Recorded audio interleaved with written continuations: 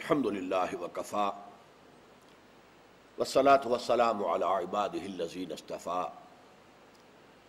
خصوصا علی افضلهم وخاتم النبیین محمد الامین وعلی آلہ وصحبہ اجمعین اما بعد فقد قال اللہ تبارک وتعالی کما ورد فی سورة الحدید اعوذ باللہ من الشیطان الرجیم بسم اللہ الرحمن الرحیم هو الاول والآخر والظاہر والباطن وهو بكل شيء علیم صدق اللہ العظیم۔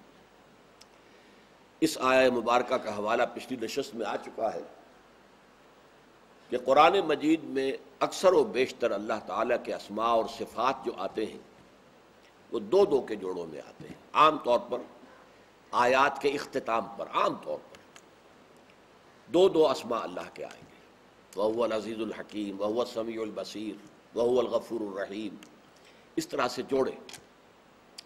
صرف 3 مقامات مستثنیٰ ہیں اور وہ تینوں مقامات انہی 10 صورتوں میں ہیں جنہیں میں نے قرار دیا ہے کہ مسلمانوں کے ساتھ خطاب کے ضمن میں یہ قرآن حکیم کا اہم ترین حصہ ہے۔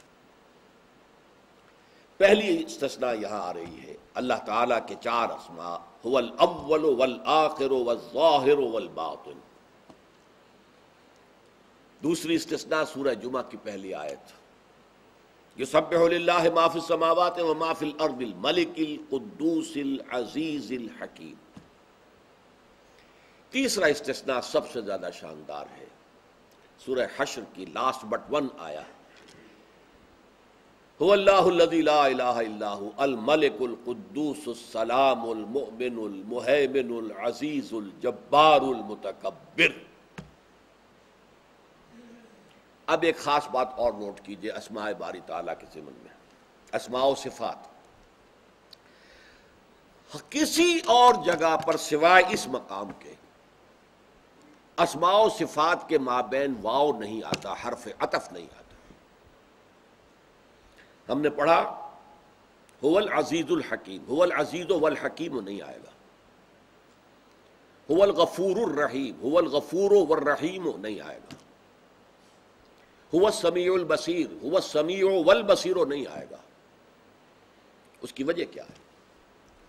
واو حرف عطف ہے، اور یہ قاعدہ ہے نحو کا کہ عطف 2 چیزوں کو جوڑتا ہے، میں اور وہ، میں اور تو، 2، اور ان دونوں کا مغائر ہونا لازم ہے۔ مغائرت، میں تیرا غیر ہوں، تو میرا غیر ہے، حرف عطف سے مغائرت لازم آتی ہے، 2 چیزیں علیحدہ۔ اللہ تعالیٰ کے تمام اسماء اور تمام اس کی صفات اس کی ذات میں بیک وقت موجود ہے، کوئی مغائرت نہیں ہے۔ اور یہ بات بھی میں آپ کو بتا چکا ہوں کہ ایک غلطی جو میں ابتدا میں کرتا رہا العزیز الحکیم کے ضمن میں کہ اللہ اگرچہ مختار مطلق ہے لیکن اس کا اختیار مطلق اس کی حکمت کے تحت استعمال ہوتا ہے، یہ غلط ہے۔ ساتھ استعمال ہوتا ہے، حکمت کے ساتھ استعمال ہوتا ہے۔ اللہ کی کوئی شان کسی دوسری شان کے تابع نہیں ہے، اللہ کی کوئی صفت دوسری صفت کے تابع نہیں ہے۔ جیسے اللہ کی ذات مطلق ہے، اللہ کی تمام صفات مطلق ہیں۔ اور نمبر 2 جو یہاں میں آپ کو بتا رہا ہوں، تمام صفات بیک وقت موجود،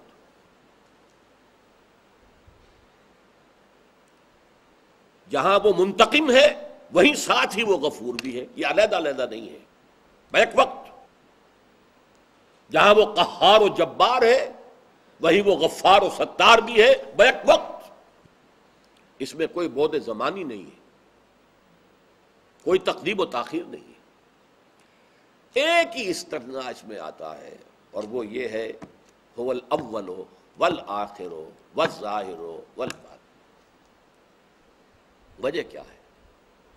اول و آخر میں ایک وقت نہیں ہو سکتے، اول و آخر کے درمیان بعد زمانی لازماً آئے گا، ورنہ بے معنی الفاظ ہیں۔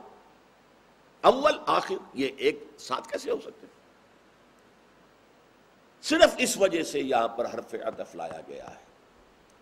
اور پھر اس کے نظم کے لیے، ردم کے لیے پھر آگے بھی بڑھا دیا گیا، حالانکہ الباطن از ظاہر یہ بیک وقت ہو سکتے، میرا اور آپ کا ایک ظاہر ہے ایک باطن ہے، بیک وقت ہے۔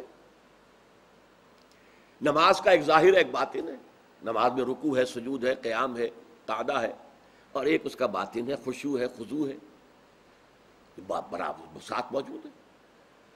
اول و آخر ساتھ نہیں ہو سکتے، یہی ایک واحد ہے جوڑا کہ جس کے اندر حرف عطف لازم ہے، اور اسی کی ذیل میں پھر دوسرا جوڑا بھی آیا ہے تو اس میں بھی عطف دے دیا گیا، اس کے تابع کر دیا گیا۔ یہ اس کلام کا ردم ہے، اس کا ایک انداز ہے، اس کا تقاضا ہے، یہ ایک ملکوتی غنا ہے، ڈیوائن میوزک ہے۔ هو الاول والآخر والظاہر والباطن وهو بكل شيء علیم۔ اب آپ نوٹ کیجئے کہ یہ آیت قرآن حکیم کا مشکل ترین مقام ہے۔ یہ ذات باری تعالی کی اس سطح سے بات کر رہی ہے جو فلسفے کی بلند ترین منزل ہے۔ فلسفے کی بلند ترین منزل کیا ہے؟ فلسفہ وجود۔ یہ کائنات کیا ہے؟ یہ خود بخود چل رہی ہے، کوئی چلانے والا ہے، خود بخود بنی ہے، کوئی بنانے والا ہے۔ اچھا، اگر کوئی بنانے والا ہے، چلانے والا ہے، تو اس کائنات سے اس کا تعلق کیا ہے؟ وہ اس کائنات کا غیر ہے یا اس کائنات کے اندر ہی موجود ہے؟ What's the nature of existence? وجود کی حقیقت کیا ہے؟ یہ فلسفہ وجود جو ہے یہ فلسفے کی مشکل ترین شاخ، اور اس پہ بحث جو کی ہے ہمارے صوفیاء نے کی ہے۔ کسی نے وحدت الوجود کہا، کسی نے وحدت الشہود کہا، کسی نے توحید وجودی کہا، اس پر بحث صوفیاء نے کی ہے۔ جہاں تک متکلمین کا سوال ہے، ہمارے جو مفسرین میں متکلم اعظم ہیں امام رازی، وہ تو اس مقام پر آ کر ایسے کھڑے نظر آتے ہیں کہ جیسے ہوش و حواس گم، آدمی متحیر ہے، متحیر۔ اعلم ان هذا المقام مقام غامض مہیب عمیق، تین الفاظ، جان لو یہ مقام وہ ہے جو نہایت مخفی ہے، غامض ہے، چھپا ہوا ہے، مہیب ہے، پرہیبت ہے، عمیق ہے، بہت گہرا ہے۔ اب دیکھیے ایک کمال جو محمد رسول اللہ صلی اللہ علیہ وسلم کا ہے، میں نے یہ بات بہت دفعہ کہی ہے، قرآن مجید میں بڑے سے بڑے فلسفیوں کے لیے بھی ہدایت ہے، اور تا قیام قیامت جو بھی بڑا سے بڑا فلسفی پیدا ہوگا اس کے لیے ہدایت ہے۔ لیکن اس کی عام ہدایت کس کے لیے تھی؟ اولین مخاطب کون تھے؟ ان پڑھ، بدو، امیین، نہ کوئی کتاب، نہ کوئی شریعت، نہ کوئی قانون، نہ کوئی فلسفہ پڑھا، نہ کوئی منطق پڑھی، کچھ بھی نہیں۔ ہاں فطرت سے قریب تر تھے، فطرت سے، صحراؤں کی پہنائیاں ہیں جو اس کے اندر گھوم رہے ہیں، فطرت سے کتنا قریب ہے آدمی، آسمان، زمین، اونٹ، پہاڑ۔ اولا ينظرون الى الابل كيف خلقت والى السماء كيف رفعت۔ اب ایک بدو ہے، وہ اونٹ کے اوپر سوار چل رہا ہے، اونٹ کے اوپر سوار ہے، اوپر آسمان ہے، کوئی چیز حائل نہیں ہے۔ ہم تو آسمان دیکھ ہی نہیں سکتے، اس لیے کہ ہم تو رہتے ہیں گھروں کے اندر، چھتوں کے اندر، پھر آ گئے گاڑی کے اندر بیٹھ گئے، کسی بس میں بیٹھ گئے، کہیں اور بیٹھ گئے، پھر کہیں کسی دفتر میں، ملٹی سٹوریڈ بلڈنگ میں۔ آسمان کب دیکھتے ہیں؟ ہم سوتے بھی اندر ہیں۔ تو آسمان، ایک وہ بدو جو آسمان کو دیکھتا تھا، زمین اس کے سامنے ہے، چل رہا ہے، اونٹ پر وہ سوار ہے۔ اور خاص طور پر حجاز کا بدو کیا تھا؟ وہ وادیوں میں سفر کرتے تھے، پہاڑی علاقہ تھا، ادھر بھی پہاڑ کھڑا، ادھر بھی پہاڑ کھڑا۔ یہ چار چیزیں ان کے آبزرویشن میں ہمہ وقت رہتی تھی۔ افلا ينظرون الى الابل كيف خلقت والى السماء كيف رفعت والى الجبال كيف نصبت والى الارض كيف سطحت۔ فطرت سے قریب تھے، لہذا جب قرآن فطرت کے حوالے سے بات کرتا ہے تو وہ ان کی سمجھ میں آتی تھی، لیکن ظاہر بات ہے کہ یہی کتاب ہدایت تھی فلسفیوں کے لیے، اس لیے کہ نیکسٹ جو آنے والے تھے وہ تو ایرانی تھے، اور ایرانیوں کی تو گھٹی میں فلسفہ اور منطق پڑی ہوئی ہے، جیسے ہندیوں کی گھٹی میں فلسفہ اور منطق پڑی ہوئی ہے، جیسے یونانیوں کی گھٹی میں فلسفہ اور منطق پڑی ہوئی ہے۔ یہ تینوں آریائی ہیں، ایرینز، یورپین ایرینز اور پھر یہ ایشین ایرینز، جرمن، یونان، اس کے بعد ایران اور انڈیا، یہ ایک بیلٹ ہے۔ اور میرے نزدیک یہ حضرت حام کی اولاد ہے، حضرت نوح علیہ السلام کے دوسرے بیٹے کی، یہ دائیں بائیں پھیل گئے۔ حضرت سام کی اولاد نیچے اتر گئی، جزیرہ نما عرب، عراق، شام اور جزیرہ نما عرب۔ اب ان کے لیے بھی تو تھا نا۔ اب حضور نے اس آیت کو اتنا آسان کر دیا کہ بدو کو ایک دعا سکھا دی، اے اللہ انت الاول فلیس قبلک شیء وانت الآخر فلیس بعدک شیء وانت الظاہر فلیس فوقک شیء وانت الباطن فلیس دونک شیء۔ بات صاف ہو گئی، بدو کے بھی سمجھ میں آ گئی، لیکن یہ کہ بس وہ یہاں سے گزر جائے گا۔ لیکن اب ہمارے ہاں ایسے مفسرین بھی موجود ہیں کہ وہ بھی اسی دعا کا حوالہ لے کے گزر گئے یہاں سے، آگے بات ہی نہیں کی، فلسفے سے دلچسپی نہیں، ذہنی مناسبت نہیں۔ کہا وہ کھڑا ہوا ہے مبہوت ہو کر امام راضی، اعلم ان ھذا المقام مقام غامض عمیق مہیب، تین الفاظ نوٹ کی، بہت دقیق، بہت خفیہ، بہت عمیق، بہت پرہیبت مقام، لیکن بس یہ دو جملے لکھ کے آگے نکل گئے۔ تو مناسبت کی بات ہوتی ہے، جس کو فلسفے سے مناسبت نہیں اسے ایسے ہی گزر جانا چاہیے کہ اللہ انت الاول فلیس قبلک شیء وانت الآخر فلیس بعدک شیء وانت الظاہر فلیس فوقک شیء وانت الباطن فلیس دونک شیء۔ بس بات ختم ہو گئی، بہت اچھا ہوگا۔ لیکن ذرا اب اسے منطقی اعتبار سے پورے دیے، اول جس سے پہلے کوئی شے نہیں، کیا اللہ کی اولیت اس نوعیت کی ہے کہ اس سے پہلے کوئی شے نہیں تھی؟ اول تو وہ ہے جس کا آغاز تو ہوتا ہے نا، آخر 10 آدمیوں میں سے پہلا یہ آدمی ہے، اس سے پہلے تو کوئی نہیں ہے۔ پہلے کا مطلب کیا ہے؟ لیسا قبل کا شیء، تو کیا کوئی ایسا امکان ہے کہ اللہ سے پہلے کوئی خلا تھا، کوئی وجود نہیں تھا؟ نہیں، اللہ کا تو ہمیشہ سے وجود ہے۔ آخر کسی شے کا آخر ہے، اس کے بعد کچھ نہیں ہے۔ پھر کیا اللہ کے ساتھ یہ لفظ جڑتا ہے؟ کیا کوئی وقت ایسا آئے گا کہ اللہ بھی نہیں ہوگا؟ نہیں، منطق تو یہاں پر اڑ کر کھڑی ہو جائے گی، جیسے کوئی جو اڑیل اونٹ کھڑا ہو جائے ہلے نا، تو منطق تو نہیں جانے دے گی، آپ کو پکڑ لے گی آپ کے پاس۔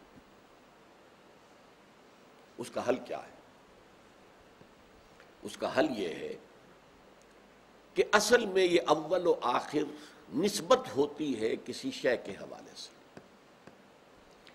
اس کا پہل، اس کا آخر، اس کا اول، اس کا آخر۔ جس کی بہترین مثال کیا ہے؟ رمضان مبارک کے 3 اشروں کے بارے میں حضور نے فرمایا اولہ رحمت، اب یہ اولہ ہو گیا، رمضان کا اول پہلا حصہ، پہلا عشرہ وہ رحمت خداوندی کا مظہر ہے، اوسطہ مغفرت، اس کا درمیانی حصہ، درمیانی عشرہ مغفرت ہے، وآخرہ عتق من النار، اور اس کا آخری حصہ تو ایسا ہے کہ جو انسان کو آگ سے رہائی دلا دیتا ہے، چھٹی ہو جاتی ہے، جہنم سے نجات ہو جاتی ہے۔ اب یہاں نسبت ہو رہا ہے، اولہ، اوسطہ، آخرہ۔ اسی طرح اسی صورت میں آگے چل کر آئے گا کہ میدان حشر میں ایک پل صراط کی منزل بھی آئے گی، جس پر سے گزارا جائے گا، اس لیے کہ مومن اور منافق میں فرق ہو جائے۔ مسلم تو ہے، ایک تو تفریق ہوگی، کافر اور مسلم، مسلمان ادھر، کافر ادھر۔ اب اس کے بعد مسلمانوں میں کون مومن کون منافق، اس کے لیے وہ پل صراط ہے، وہ آگے آئے گا، پڑھیں گے تفصیل سے اس کو۔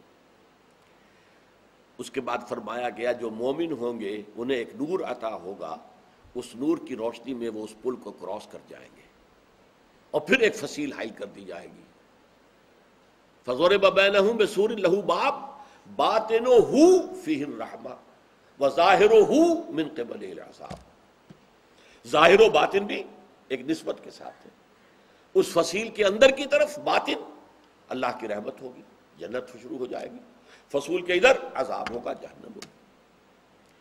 تو در حقیقت جو نتیجہ میں اخذ کر رہا ہوں وہ یہ ہے، اللہ خالق،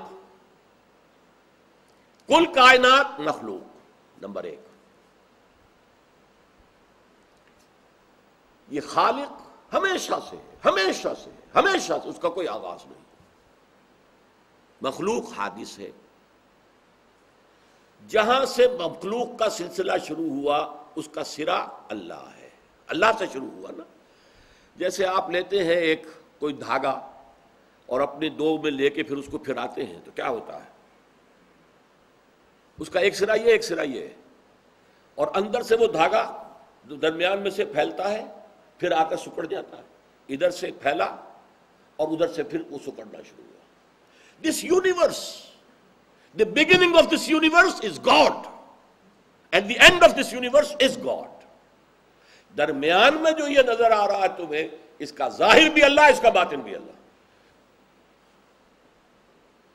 یہ ہے در حقیقت اس آیہ مبارکہ کا محل جو بنتا ہے۔ اس کائنات سے پہلے اللہ تھا، اس کا کوئی آغاز نہیں ہے، no beginning۔ He has been forever and he will be forever۔ اس کائنات کا ایک آغاز بھی ہے، ایک اس کا اختتام بھی ہے۔ آغاز بھی اللہ سے ہے، اللہ کا کن اس کائنات کا آغاز ہے، اب وہ پھیلا ہے کن۔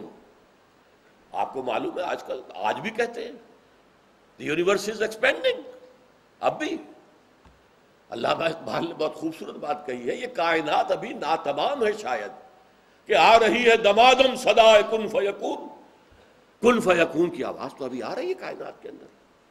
ابھی نہ معلوم کتنی اور گیلیکسیاں اللہ بنا دے گا، کتنی اس نے بنائی جانتی نہیں۔ اور کہتے ہیں کہ جیسے ایک جو ہے پھل جڑی وہ پھیلتی ہے، یا جیسے فنر کو آپ کہیں گے، آپ نے اس کو کھینچا پھر چھوڑ دیا پھر وہ آ گیا، تو ایک وقت میں یہ آئے گا، ابھی یہ ایکسپینڈنگ یونیورس ہے، پھر یہ کنٹریکٹ کرنا شروع کرے گی۔ اسی طرح بڑے بڑے جو ستارے تھے، وہ ستارے بہت بڑے بڑے، وہ کرنچ شروع ہوا ان کے اندر، وہ چھوٹے ہونے شروع ہوئے، چھوٹے ہونے شروع ہوئے، چھوٹے ہونے شروع ہوئے، اور ہوتے ہوتے ایک بلیک ہول رہ گیا، صرف ایک سیاہ دھبا رہ گیا کائنات کے اندر۔ آپ کو نظر آ رہا ہے یہ بلیک ہول، یہ اصل میں کسی گیلیکسی کا خاتمہ ہے، قبر ہے، یہ مواقع النجوم ہے۔ فلا اقسم بمواقع النجوم وانه لقسم لو تعلمون عظیم، تو میں قسم کھاتا ہوں ان ستاروں کے ڈوب جانے کی جگہ کو، اور اگر تم سمجھ سکو تو یہ بہت بڑی قسم ہے جو ہم کھا رہے ہیں۔ اب آج سے پہلے کون جان سکتا تھا مواقع النجوم کیا ہے، کس بلا کا نام ہے، کہاں ختم ہوتا ہے؟ سائنس آج بتائے پوری گیلیکسیز ختم ہو چکی ہیں، ان کی موت واقع ہو چکی ہے، وہ سمٹ کر پھر آ گئی ہیں ایک ہی نہیں، اس کے اوپر، نقطے کے اوپر، اور اس کے اندر دھس گئی ہیں، ختم ہو گئی ہیں، اور وہ بلیک ہول ہے، اور اس کے اندر اس قدر طاقت ہے، وہ جتنی تیزی کے ساتھ اس کے اندر گیلیکسی گھسی ہے اور ختم ہوئی ہے، تو اس کی وجہ سے اس کا ویکوم اتنا کریٹ ہوا ہے، جو شے اس کے قریب سے گزرتی ہے وہ اندر کھنچ جاتی ہے اور ختم ہو جاتی ہے، بلیک ہول۔ تو یہ ہے در حقیقت هو الاول، هو اول الکون، اس کائنات کا اول بھی وہ ہے، والآخر وآخر الکون، جو یہ کون ہے، کائنات ہے، کون و مکان، یہ در حقیقت اس کا آغاز بھی اللہ ہے، اس کا اختتام بھی اللہ ہے، اور اب اس سے بھی بڑی بات، اب جو یہ پھیلی ہے اس کا ظاہر بھی اللہ ہے، باطن بھی اللہ۔ یہ بہت مشکل ہے اس کا سمجھنا۔ پہلی بات تو پھر بھی کسی درجے میں نے آپ کو سمجھا دی ہے، اول و آخر، ظاہر و باطن ایک دم ہونا، ایک ہونا، یہ بہت مشکل ہے۔ فلسفہ وجود کا پھر میں عرض کروں گا کہ مشکل ترین مسئلہ یہ ہے، تو میں انشاءاللہ اگلی دفعہ پھر اس فلسفے پر گفتگو کروں گا۔ بارک اللہ لی و لکم فی القرآن العظیم ونفعنی وإیاکم بالآیات والذکر الحکیم۔